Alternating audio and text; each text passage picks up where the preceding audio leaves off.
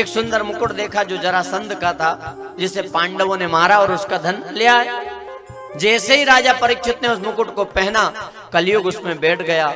कलयुग ने बुद्धि फेर दी। घोड़े पर बैठकर राजा परीक्षित शिकार पर गए।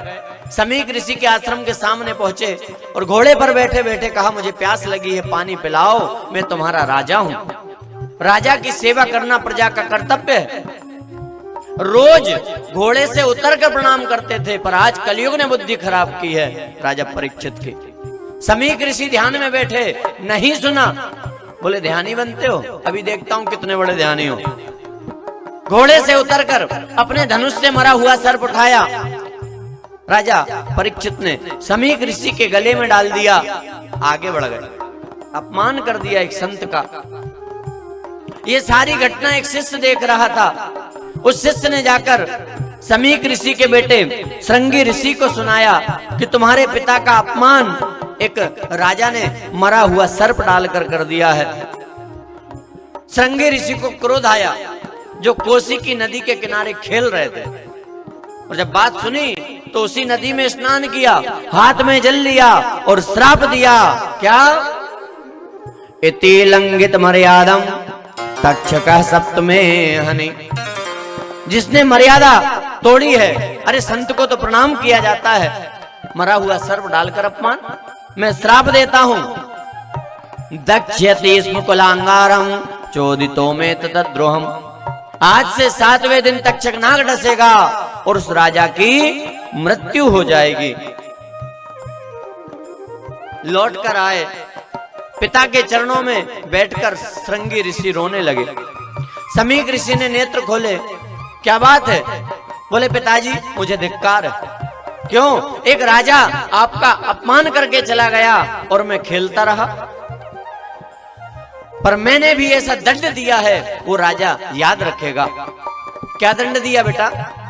मैंने श्राप दिया है, आज से 7वें दिन तक्षक नाग डसेगा, मर जाएगा। तो समीक ऋषि ने ध्यान लगाया, देखा कौन? राजा परीक्षित। कहा बेटा गलत किया। क्यों? अरे बड़ा धर्मात्मा राजा है, वही तो हमारे आश्रम की रक्षा करता है, व्यवस्था करता है, संभालता है।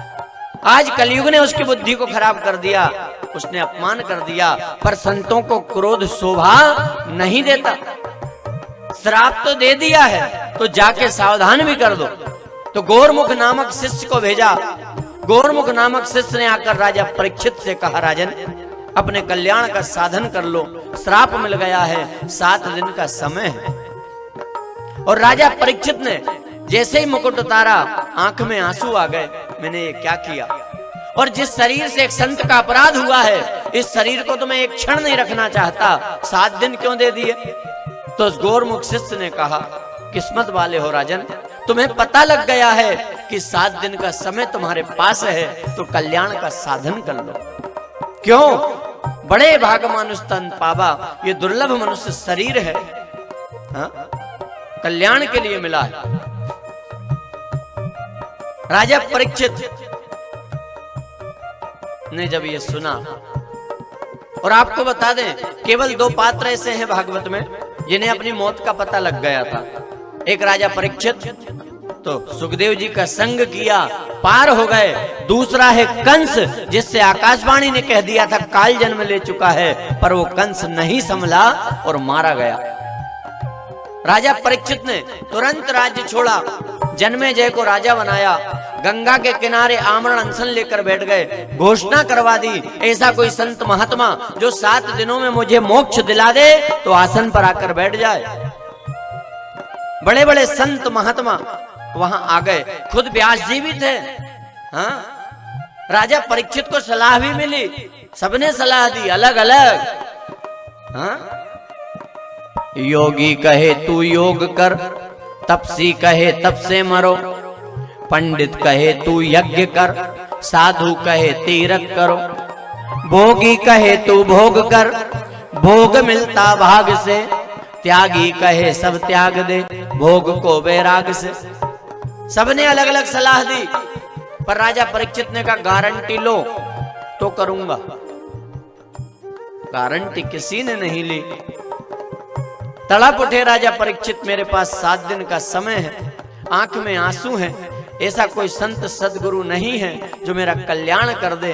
क्यों? अरे ये मनुष्य जीवन मुश्किल से तो मिलता है और मुझसे भूल हो गई है, मेरा क्या होगा? तड़प रहे हैं आंख में आंसू लेकर। ऐसा कोई सच्चा संत सदगुरु महात्मा मिल जाए जो। और कथा आप जानते हैं, राजा परीक्षित की तड़प सच्ची थी तो सुखदेव जी मिल गए, पुकार सुखदेव जी तक पहुंच गई। और ये संसार का नियम है क्या?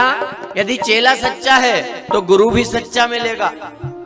हाँ, और गुरु सच्चा है तो चेला भी सच्चा मिलेगा। चेला यदि नकली है तो गुरु नकली मिलेगा, और गुरु यदि नकली है तो चेला भी। नियम है।